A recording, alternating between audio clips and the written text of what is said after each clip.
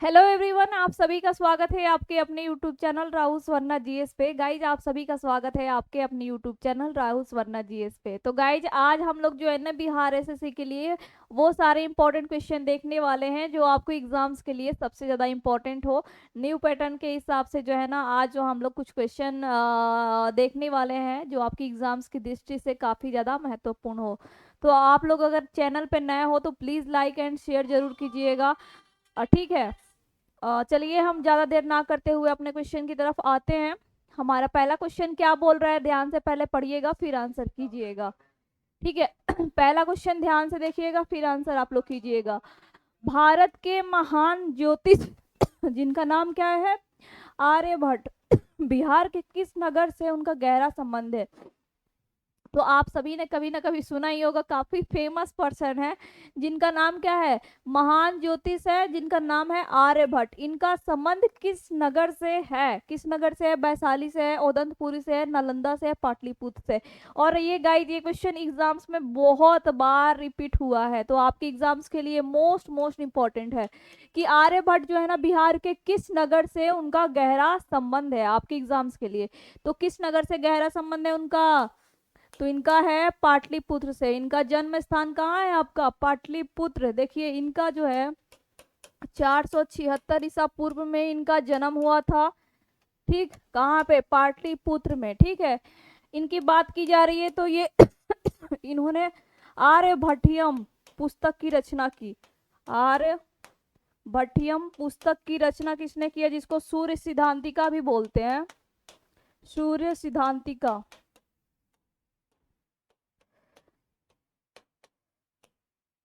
की रचना किसने की? तो आर्यभट्ट ने की। उसके बाद पाई पाई एवं दशमलव प्रणाली, शून्य प्रणाली, पाई एवं दशमलव प्रणाली,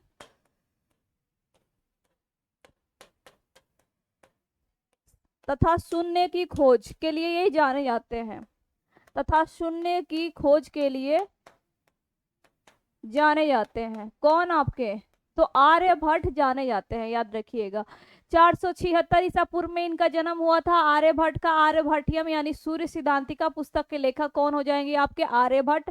पाई एवं दशमलव प्रणाली तथा शून्य की खोज किसने किया? तो आर्यभट्ट ने किया। साथ में गाइस अगर आर्यभट्ट की बात की जा रही है तो ये तो सारे आप सभी को पता ही होंगे। इनके नाम पे जो है ना 1975 में आपकी सैटेलाइट लॉन्च की गई थी फर्स्ट। आपको पता होगा 1975 में आर्यभट्ट के नाम से, 1975 में आर्यभट्ट के नाम से प्रथम कृत्रिम सैटेलाइट लॉन्च की गई थी, कृत्रिम उपग्रह लॉन्च किया गया था। ठीक है, 1975 में आर्यभट्ट के नाम से प्रथम कृत्रिम उपग्रह लॉन्च किया गया था, आप सभी को पता होगा। तो ये सारी चीजें जो है ना आपके एग्जाम्स के लिए मोस्ट मोस्ट इंपॉर्टेंट है। आप लोग जो है ना इसको ध्यान में रख के जो है ना एक बार कॉपी पे नोट जरूर कर लीजिएगा। ठीक है, नेक्स्ट क्वेश्चन पे आते हैं। हर्षवर्धन किसका पुत्र था? हर्षवर्धन जो है आपका पुत्र था किसका? राज्यवर्धन का, नरवर्धन का, आदित्यवर्धन का, या फिर प्रभाकर वर्धन का? तो हर्षवर्धन जो है ये किसका पुत्र था गाइस? तो ये किसका था? प्रभाकर वर्धन का था। ठीक है, प्रभाकर वर्धन का था आपका हर्षवर्धन पुत्र। ठीक है। एंड अगर बात की जाए तो ये किस वंश से बिलोंग करते थे? पुष्यभीति, पुष्यभीति वंश से बिलोंग करते थे। ठीक है, पुष्यभीति वंश से। और पुष्यभीति वंश के संस्थापक कौन थे? पुष्यभूति भूति ही थे। ठीक है, वंश के संस्थापक कौन थे आपके? संस्थापक कौन थे आपके? पुष्यभूति ही थे, पुष्यभूति। ठीक। एंड देखिए ये हर्षवर्धन जो है ना अपनी राजधानी कहाँ बनाया था आपका? हर्षवर्धन अपना राजधानी कन्नौज बनाया था। इन्होंने हर्षवर्धन ने अपनी राजधानी कहाँ बनाया था? कन्नौज। ठीक है, याद रखिएगा कन्नौज। ठीक है। अब आप लोग जो है जितने भी सारे लोग देख रहे हैं कमेंट करके बताइएगा कमेंट बॉक्स में कि पुष्यभीति वंश का राजधानी आरंभ में यानी कि प्रारंभ में पुष्यभीति वंश का राजधानी किस जगह पर था, कहाँ था? प्रारंभ में पुष्यभीति की राजधानी कहाँ थी? आपको इसका आंसर जो है ना कमेंट करके बताना है कहाँ थी। बाद में तो आपका हर्षवर्धन आपका किया ही था कन्नौज में, इससे पहले पुष्यभीति वंश का राजधानी कहाँ था, आपको कमेंट करके बताना है। नेक्स्ट क्वेश्चन पे आते हैं। देखिए, किस भारतीय जलप्रपात में, आपके एग्जाम्स के लिए most important question, most important है आपके एग्जाम्स के लिए, किस भारतीय जलप्रपात में आपका राजा, रानी, रॉकेट और रोरर नामक 4 अलग अलग झरने हैं? तो ऐसा कौन सा जलप्रपात है गाइज जहाँ पे आपका राजा, रानी, रॉकेट और रोरर नामक 4 अलग अलग झरने हैं? कौन सा है?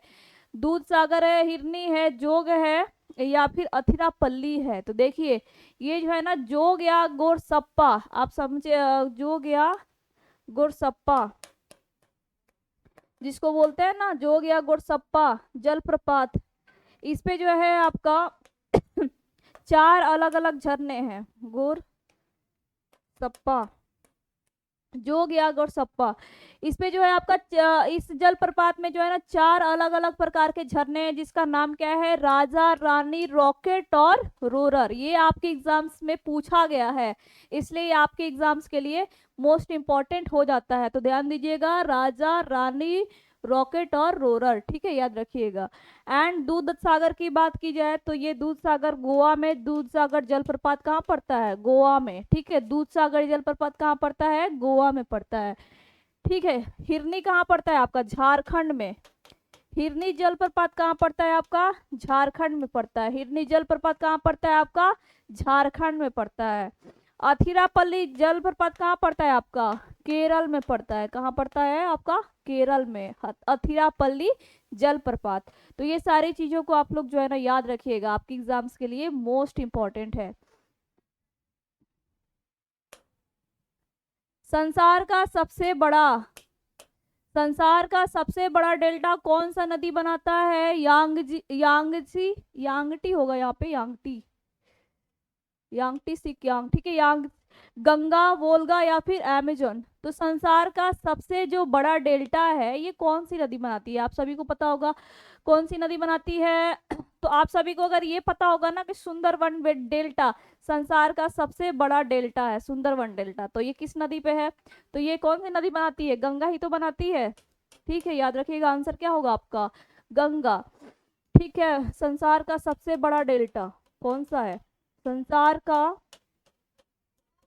सबसे बड़ा डेल्टा कौन सा है? तो ये कौन सा हो जाएगा? Ganga, sorry, Sundarban delta, Sundarban delta, ठीक है। और इसी में क्या पाया जाता है आपका? मैंग्रोव वन कहाँ पाया जाता है आपका? इसी में पाया जाता है आपका सुंदरवन डेल्टा में, ठीक है। सुंदरवन डेल्टा में मैंग्रोव वन पाया जाता है। जैसे कि जितना वृद्धापन होता है ना नदियों का, उतना अधिक डेल्टा का निर्माण करती है। तो याद रखिएगा, मैंग्रोव वन पाया जाता है आपका सुंदरवन डेल्टा में ही। और सबसे बड़ा डेल्टा कौन बनाता है आपका? गंगा नदी बनाता है। और सबसे बड़ा डेल्टा है कौन सा? सुंदरवन डेल्टा। कहाँ पड़ता है? पश्चिम बंगाल में पड़ता है। आप सभी को पता होगा वेस्ट बंगाल में ये पड़ता है। तो ये सारी चीजों को आप लोग याद रखिएगा, ठीक है। नेक्स्ट, मध्यकालीन भारत में खराज किससे संबंधित था? तो देखिए, व्यापार कर से, धार्मिक कर से, भू राजस्व से, या फिर युद्ध से अर्जित सामग्री से। देखिए, मध्यकालीन भारत में खराज जो है ये किससे संबंधित था आपका? खराज। तो देखिए, खराज जो है ना, खराज ये भू राजस्व को बोलते हैं। खराज कौन सा कर को बोलते हैं? भू राजस्व कर को बोलते हैं क्या? खराज। मध्यकालीन भारत में खराज जो था भू राजस्व था। और ये लिया किससे जाता था? गैर मुस्लिमों से। लिया किससे जाता था आपका? गैर मुस्लिमों से, ठीक है। एंड मुस्लिमों से लिया जाने वाला भू राजस्व कर को क्या बोला जाता था? मुस्लिमों से लिया जाने वाला भू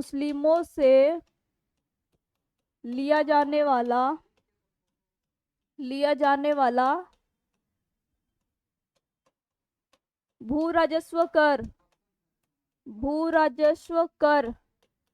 को क्या बोला जाता था गाइस? तो उस्र बोला जाता था। क्या बोला जाता था? उस्र, ठीक है। मुस्लिमों से लिया जाने वाला अगर बात की जाए कि भू राजस्व कर को क्या बोला जाता था, तो आपका उस्र बोला जाता था, जबकि गैर मुस्लिमों से लिया जाने वाला भू राजस्व को क्या बोला जाता है, खराज। क्या बोला जाता है आपको गाइस, खराज। ठीक है, याद रखिएगा।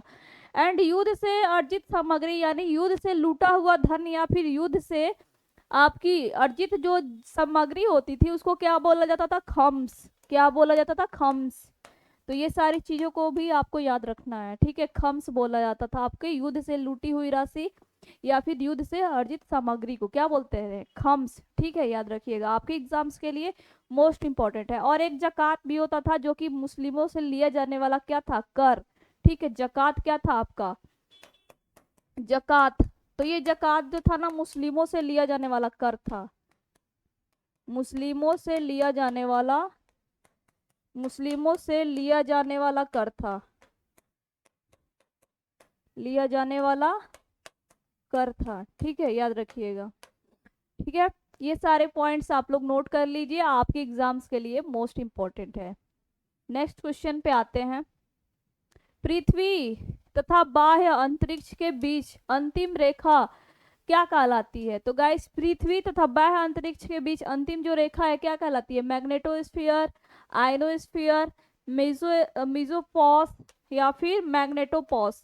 तो क्या कहलाती है गाइस, पृथ्वी और बाह्य अंतरिक्ष के बीच जो अंतिम रेखा होती है उसको क्या बोलते हैं, मैग्नेटोपॉस। क्या बोलते हैं, मैग्नेटोपॉस। आंसर नंबर आपका क्या हो जाएगा, ऑप्शन नंबर डी हो जाएगा। ठीक है, याद रखिएगा, मैग्नेटोपॉस बोलते हैं। नेक्स्ट क्वेश्चन पे आते हैं। 7 नंबर गाइस क्वेश्चन ध्यान दीजिएगा। भारत में बेरोजगारी का प्रमुख कारण क्या है। देखिए, तो भारत में बेरोजगारी का जो प्रमुख कारण है ये क्या है, प्रति व्यक्ति निम्न आय है, जनसंख्या में तीव्र वृद्धि है, कृषि पर कम जनभार है, या फिर इनमें से कोई नहीं। तो देखिए, आप सभी को पता होगा कि भारत में अभी बेरोजगारी का सबसे प्रमुख कारण क्या है, आपको सभी को पता है कि जनसंख्या में तेजी से वृद्धि हो रही है। सबसे ज्यादा इंडिया का जनसंख्या हो गया है, आप सभी को पता होगा। तो जनसंख्या में वृद्धि जो है ना आपका, भारत में बेरोजगारी का प्रमुख कारण है। क्या है, जनसंख्या में वृद्धि। अगर आपसे क्वेश्चन पूछे कि भारत में किस प्रकार की बेरोजगारी सबसे ज्यादा पाई जाती है, तो ये भी आपके एग्जाम्स के लिए मोस्ट इंपॉर्टेंट है। सबसे ज्यादा भारत में किस टाइप की बेरोजगारी पाई जाती है, भारत में बेरोजगारी पाई जाती है, तो याद रखिएगा संरचनात्मक बेरोजगारी। ठीक है, संरचनात्मक बेरोजगारी।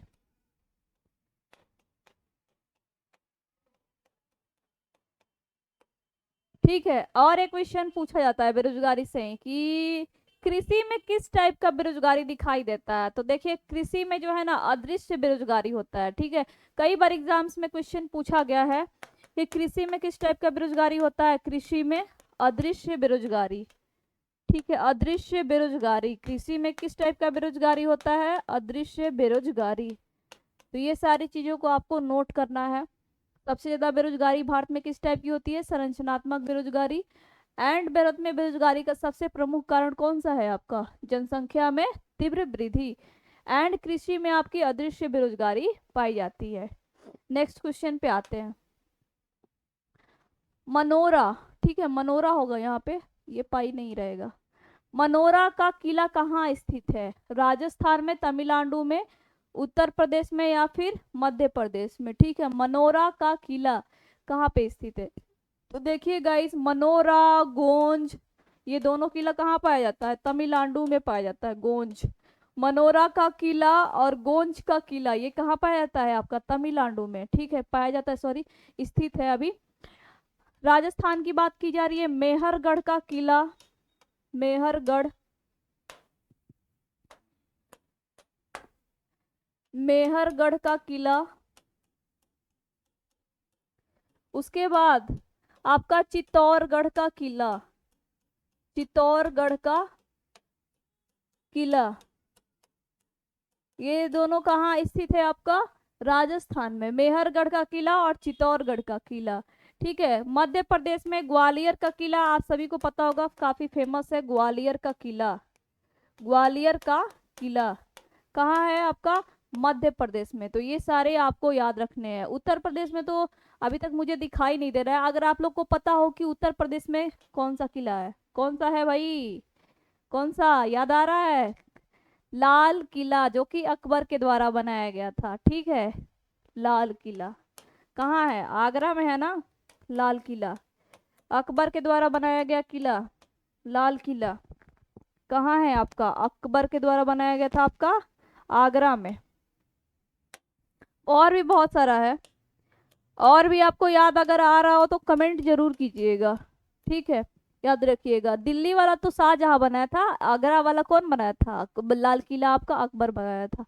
नेक्स्ट 9 नंबर क्वेश्चन ध्यान दीजिएगा कि भारत के राष्ट्रपति को उनके कार्यकाल की समाप्ति से पूर्व महाभियोग करने के लिए किसकी अनुशंसा अनिवार्य है। तो देखिए, अगर राष्ट्रपति पे महाभियोग राष्ट्रपति को उनके कार्यकाल की समाप्ति से पूर्व उनको महाभियोग अगर उन पे चलाना है तो किसकी अनुशंसा चाहिए होती है। मान लीजिए कि अभी वर्तमान में राष्ट्रपति हैं द्रौपदी मुर्मू, उनको जो है उनकी कार्यकाल की समाप्ति से पूर्व ही उन पे आपका महाभियोग के लिए आप सोचा जा रहा है कि उनको महाभियोग के द्वारा हटा दिया जाए। तो इसके लिए आपको किसकी अनुशंसा आवश्यक होती है, प्रधानमंत्री की, भारत के मुख्य न्यायाधीश की, लोकसभा अध्यक्ष की, या फिर संसद के दोनों सदन की। तो सबसे पहले गाइस बात आते हैं, तो अभी तक वर्तमान में अभी तक एक भी राष्ट्रपति को महाभियोग के द्वारा नहीं हटाया गया है। ठीक है, अभी तक तो नहीं लाया गया है महाभियोग, हटाया नहीं गया है एक भी राष्ट्रपति को। तो महाभियोग अब जो है आपका कार्यकाल की समाप्ति से पूर्व आपको महाभियोग के द्वारा राष्ट्रपति को हटाना है, तो संसद के दोनों सदनों के द्वारा जो है ना संसद के दोनों सदनों की अनुशंसा आवश्यक होती है। आंसर क्या हो जाएगा आपका, ऑप्शन नंबर डी, संसद के दोनों सदनों की अनुशंसा आवश्यक होती है। संसद के पहले सदन में, संसद के पहले सदन के कम से कम 1/4 सदस्य का, ठीक है, कम से कम 1/4 सदस्य का हस्ताक्षर आवश्यक होना चाहिए। हस्ताक्षर जो है आपका आवश्यक होना चाहिए।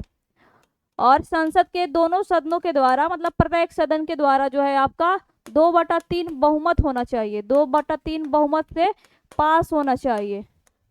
इसका महाभियोग का रूल होता है। ठीक है, एंड अगर बात की जाए कि महाभियोग संविधान के किस आर्टिकल में है, आर्टिकल की बात की जा रही है, तो राष्ट्रपति को महाभियोग अनुच्छेद 61 के द्वारा जो है ना महाभियोग लगाया जा सकता है, मतलब महाभियोग लगा के राष्ट्रपति को हटाया जा सकता है। किस आर्टिकल के तहत, आर्टिकल 61 के तहत। अगर आपसे क्वेश्चन पूछे कि राष्ट्रपति पर महाभियोग की प्रक्रिया किस देश के संविधान से ली गई है, तो यहाँ से क्वेश्चन भी पूछे जाते हैं गाइस। तो किस देश के संविधान से लिया गया है, अमेरिका के संविधान से महाभियोग का प्रक्रिया लिया गया है। अमेरिका के संविधान से आपका महाभियोग का प्रक्रिया लिया गया है। अमेरिका के संविधान से महाभियोग का प्रक्रिया लिया गया है। ठीक है, याद रखिएगा। अगर आपसे क्वेश्चन पूछे कि भारत में मतलब एक भी राष्ट्रपति को महाभियोग के द्वारा हटाया गया है या फिर नहीं, तो गाइस नहीं आंसर होगा। अभी तक एक भी राष्ट्रपति को महाभियोग के द्वारा हटाया नहीं गया है। चलिए नेक्स्ट क्वेश्चन पे आते हैं। 10 नंबर क्वेश्चन ध्यान दीजिएगा। अनुच्छेद 25 से 28 के अंतर्गत प्रदत्त धार्मिक अधिकारों पर राज्य किन अधिकारों पर प्रतिबंध लगा सकता है, लोक व्यवस्था, स्वास्थ्य, सदाचार, या फिर उपयुक्त में से सभी। तो देखिए, आर्टिकल 25 से 28 के तहत प्रदत्त धार्मिक अधिकारों पर राज्य जो है लोक व्यवस्था, स्वास्थ्य और सदाचार, ये सभी आधारों पर प्रतिबंध लगा सकता है। तो आंसर क्या हो जाएगा आपका, ऑप्शन नंबर डी हो जाएगा। क्या हो जाएगा आपका, ऑप्शन नंबर डी। ठीक है, नेक्स्ट क्वेश्चन पे आते हैं। 11 नंबर क्वेश्चन ध्यान दीजिएगा। सविनय अवज्ञा आंदोलन अंतिम रूप से कब वापस लिया गया। तो आप सभी को पता होगा सविनय अवज्ञा आंदोलन स्टार्ट कब हुआ था, शुरू कब हुआ था आपका, 5 मार्च से शुरू हुआ था ना। कब हुआ था, 5 मार्च 1930 से शुरू हुआ था। OMG लिख रुक जाइएगा। 5 मार्च से शुरू हुआ था, 5 मार्च 1930 से शुरू हुआ था, आप सभी को पता होगा। लेकिन ये क्या बोला जा रहा है, सविनय अवज्ञा आंदोलन अंतिम रूप से कब समाप्त हुआ था? तो देखिएगा ये तो शुरू हुआ था एक प्रथम चरण में 5 मार्च से 1930 लेके 6 अप्रैल 1930 तक चला था, ठीक। उसके बाद द्वितीय चरण में भी स्टार्ट हुआ था, द्वितीय चरण में द्वितीय गोलमेज सम्मेलन के दौरान फिर से स्टार्ट हुआ गया था सविनय अवज्ञा आंदोलन। तो अंतिम रूप से अगर जब भी क्वेश्चन पूछे कि सविनय अवज्ञा आंदोलन अंतिम रूप से कब समाप्त हुआ था, तो कब समाप्त हुआ था? अप्रैल 1934 में। कब समाप्त हुआ था? अप्रैल 1934 में। आंसर क्या हो जाएगा आपका? ऑप्शन नंबर डी आंसर हो जाएगा, अप्रैल 1934। नेक्स्ट क्वेश्चन पे आते हैं। 12, बिहार के किस नेता ने महात्मा गांधी के साथ आंदोलन का नेतृत्व किया? बाबा रामचंद्र, डॉक्टर राजेंद्र प्रसाद, राजकुमार शुक्ल या फिर रफी अहमद किदवई? तो बिहार के आप सभी को पता होगा कि बिहार के कौन से नेता थे जो महात्मा गांधी के साथ आंदोलन का नेतृत्व किए थे? तो लखनऊ अधिवेशन में जो है ना आपका महात्मा गांधी और राजकुमार शुक्ल, ठीक है, 1916 का लखनऊ सेशन, उसमें जो है ना 1916 का लखनऊ अधिवेशन,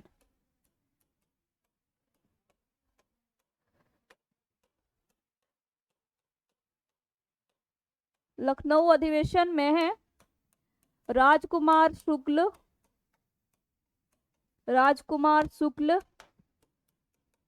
एवं महात्मा गांधी के बीच बातचीत हुई थी, एवं महात्मा गांधी के बीच आपकी बातचीत हुई थी किसानों की जो है ना बिहार में हालत को लेकर, ठीक है, बिहार की दुर्दशा के को लेकर बातचीत हुई थी।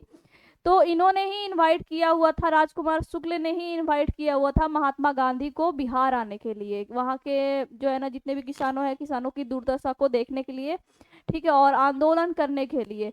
क्योंकि ये जो है आपके महात्मा गांधी 9 जनवरी 1915 को भारत आए हुए थे साउथ अफ्रीका से, ठीक है। कब आए हुए थे? आपके 9 जनवरी 1915 को साउथ अफ्रीका से भारत आए। और ये आपके महात्मा गांधी 1916 के कांग्रेस लखनऊ अधिवेशन में ये इनको इनवाइट किया गया राजकुमार शुक्ल की तरफ से कि इन आप चंपारण सत्याग्रह में जो है आइए। वहाँ पे चंपारण सत्याग्रह आप सभी को पता होगा कि कब प्रारंभ हुआ? 1917 में। और चंपारण सत्याग्रह के लिए भी किसने इनवाइट किया था? बहुत बार क्वेश्चन एग्जाम्स में पूछता है, तो किसने इनवाइट किया था? तो राजकुमार शुक्ल ने ही इनवाइट किया था। तो ये भी याद रखिएगा, चंपारण सत्याग्रह हुआ था, ठीक है, याद रखिएगा। यहाँ से क्वेश्चन अक्सर आपके पूछे जाते हैं। नेक्स्ट क्वेश्चन पे आते हैं। 13 नंबर क्वेश्चन ध्यान दीजिएगा। वॉकर कप का संबंध किस खेल से है? तो देखिए गोल्फ से, हॉकी से, बिलियर्ड से या फिर बास्केटबॉल से? तो वॉकर कप का संबंध किस खेल से है गाइस? तो बहुत बार एग्जाम्स में क्वेश्चन पूछे जाते हैं। राइडर कप, वॉकर कप, ये सभी किस खेल से संबंधित है? गोल्फ से। किस खेल से संबंधित है? गोल्फ से। साथ में राइडर कप भी, राइडर कप, वॉकर कप, ये किस खेल से संबंधित है? आपके गोल्फ से, याद रखिएगा। नेक्स्ट क्वेश्चन आते हैं। निम्नलिखित में से कौन सा क्षेत्र उष्णकटिबंधीय सदाबहार वन से ढका हुआ है? ढका यहाँ पे होगा, ना कि ढका, ठीक है, ढका, याद रखिएगा। तो कौन सा क्षेत्र आपका उष्णकटिबंधीय सदाबहार वन से ढका हुआ है? तो ये आपका पूर्वी घाट, विंध्याचल, अरावली, पश्चिमी घाट। तो आप सभी को पता होगा कि उष्णकटिबंधीय सदाबहार की बात की जा रही है। तो ये किसको बोला जाता है? जहाँ पे 200 सेंटीमीटर से कम वर्षा होती है, सॉरी 200 सेंटीमीटर से अधिक वर्षा होती है, उसको क्या बोला जाता है? उष्णकटिबंधीय सदाबहार वन। इसके जो है ना पौधे की पत्तियां बहुत चौड़ी होती है, इसकी पत्तियां क्या होती है? चौड़ी होती है। उष्णकटिबंधीय सदाबहार वन के जो पौधे की जो पत्तियां होती है क्या होती है? चौड़ी होती है। और यहाँ पे 200 सेंटीमीटर से अधिक वर्षा होता है।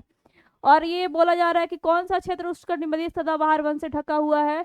तो ये पश्चिमी घाट, ठीक है, पश्चिमी घाट जो है आपका उष्णकटिबंधीय सदाबहार वन से ढका हुआ है। आंसर क्या हो जाएगा आपका? ऑप्शन नंबर डी हो जाएगा, ठीक है, पश्चिमी घाट, ठीक है। नेक्स्ट क्वेश्चन पे आते हैं। अरावली के रेंज के बारे में तो आप सभी को पता होगा कि अरावली सबसे पुरानी पर्वत श्रृंखला कौन सी है आपकी, अरावली रेंज। ठीक है, अरावली रेंज। इसकी सबसे ऊंची चोटी पूछी जाती है, जो कि एग्जाम्स में सबसे ज्यादा पूछी गई है। इसकी सबसे ऊंची चोटी कौन सी है, गुरु शिखर। ठीक है, याद रखिएगा। नेक्स्ट, और विंध्याचल तो आप सभी को पता है कहाँ है, एमपी में पड़ता है। विश्व बौद्धिक संपदा संगठन का मुख्यालय कहाँ स्थित है आपका, जकार्ता में, मनीला में, जेनेवा में, या फिर वाशिंगटन डीसी में। तो सबसे पहले बात आते हैं कि विश्व बौद्धिक संपदा संगठन, इसका स्थापना कब हुआ है, स्थापना 1967 में हुआ है। ठीक, सदस्य देश कितने हैं विश्व बौद्धिक संपदा संगठन का, सदस्य देश कितना है, 191। क्या भारत विश्व बौद्धिक संपदा संगठन का सदस्य है, भारत भी सदस्य है। यस, भारत भी सदस्य है विश्व बौद्धिक संपदा संगठन का। क्या भारत सदस्य है, तो बिल्कुल गाइस, विश्व बौद्धिक संपदा संगठन का सदस्य भारत भी है, याद रखिएगा। तो विश्व बौद्धिक संपदा संगठन का मुख्यालय कहाँ पड़ता है गाइस, तो ये जेनेवा स्विट्जरलैंड में पड़ता है। कहाँ पड़ता है, जेनेवा स्विट्जरलैंड में पड़ता है। तो याद रखिएगा, यहाँ से आपके अक्सर क्वेश्चन पूछे जाते हैं। ठीक है, जकार्ता में किसका हेडक्वार्टर है, तो गाइज लिख लीजिए यहाँ पे, आपके क्वेश्चन अक्सर एग्जाम्स में क्वेश्चन पूछा जाते हैं, जकार्ता में किसका हेडक्वार्टर पड़ता है।